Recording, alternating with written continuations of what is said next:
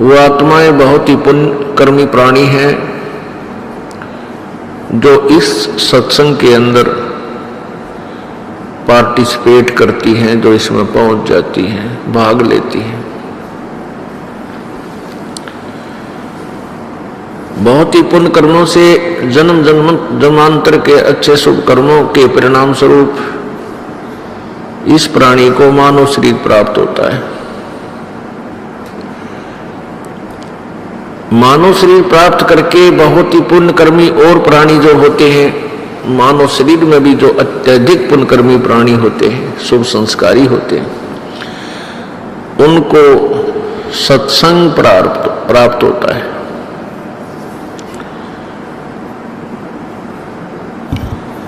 वर्तमान के अंदर श्रोताओं की कमी नहीं, वक्ताओं की कमी नहीं, संतों गुरुओं की बाढ़ आई हुई है।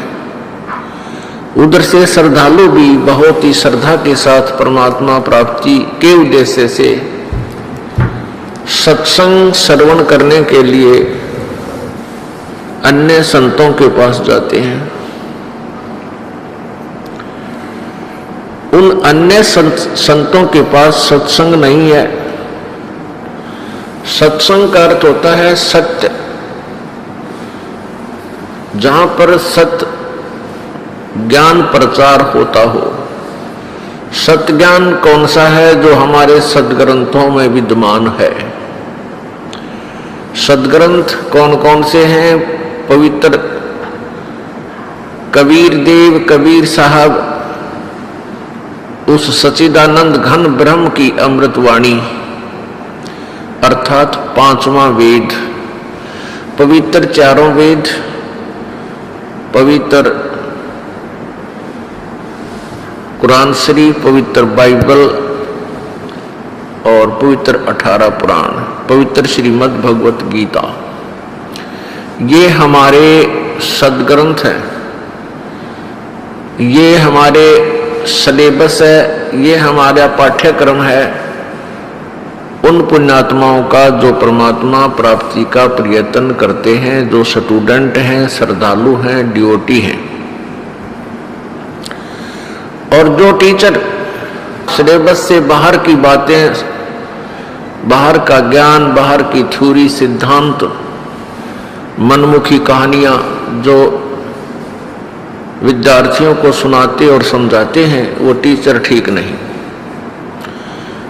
वो विद्यार्थियों के भविष्य के नाशक हैं, वो गुरु पद के अधिकारी नहीं हैं।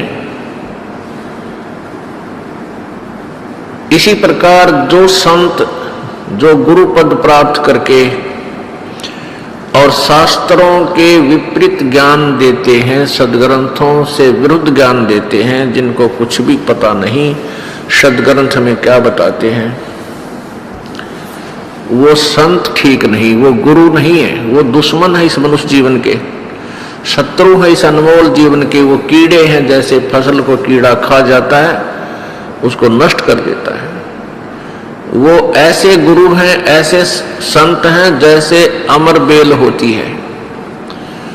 आपने अमर बेल देखी होगी,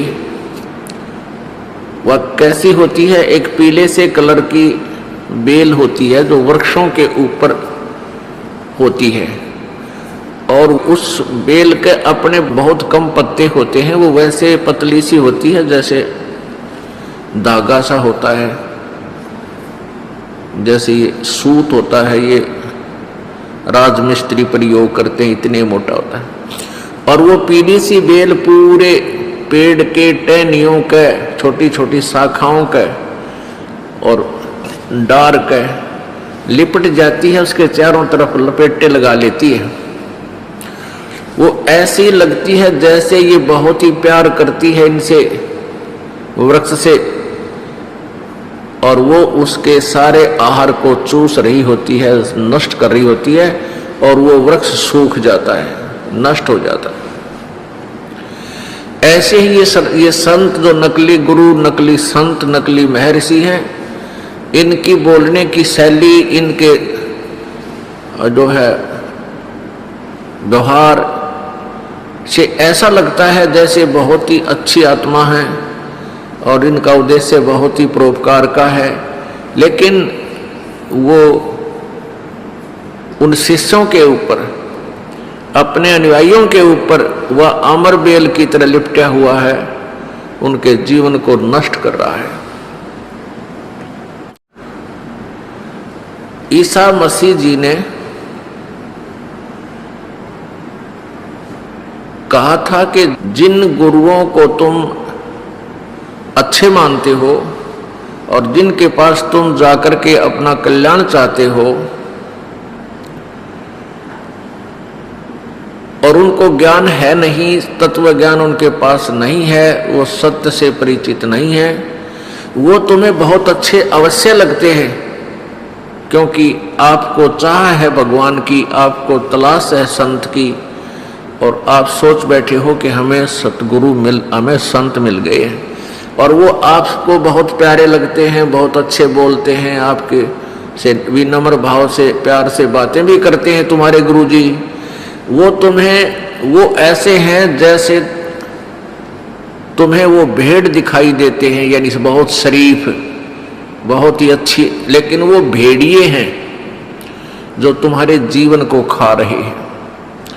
ऐसा ही जानो, वर्तमान के जितने भी संत हैं ये आपको अच्छे लगते हैं क्योंकि आप स्वयं अच्छे हो, आपके अंदर दोष नहीं है, तो आपको सामने वाला संत भी अच्छा ही नजर आता है और आपको अध्यात्म ज्ञान है नहीं, आध्यात्मिक ज्ञान नहीं है, इसलिए आपको ये नहीं लग रहा कि ये संत गलत बोल रहा है क्योंकि आप श्रद्धालु हैं, आप डिवोटी हैं। और स्टूडेंट अध्यापक की किसी भी थ्योरी में, किसी भी उसके ज्ञान में, उसकी कथा में स्टूडेंट यानी विद्यार्थी कोई शंका व्यक्त नहीं करते क्योंकि विद्यार्थी यही सोच कर बैठे रहते हैं कि जो टीचर बता रहा है ये सत्य है और उसको लिख लेते हैं, उसको रिमेंबर कर लेते हैं, घोट लेते हैं। ये स्वभाव होता है और होना भी चाहिए, लेकिन ये वर्तमान के संत और गुरु ये पूर्ण रूपेण सदग्रंथों से अपरिचित हैं, ये सिलेबस ना समझा करके दंत कथा आपको सुना रहे हैं, इसलिए उनके पास सत्संग नहीं है। वो कहते सत्संग ही हैं और बोर्ड भी सत्संग का ही लगाते हैं, सत्संग सथल वो लिखते हैं और सतगुरु अपने उपाधि भी लिखते हैं, लेकिन वो ना सतगुरु हैं न ही उनके पास वो सत्संग है। इसलिए ये दास आपको ये समझाना चाहता है कि सत्संग और सतगुरु के बिना जीव का उद्धार नहीं हो सकता।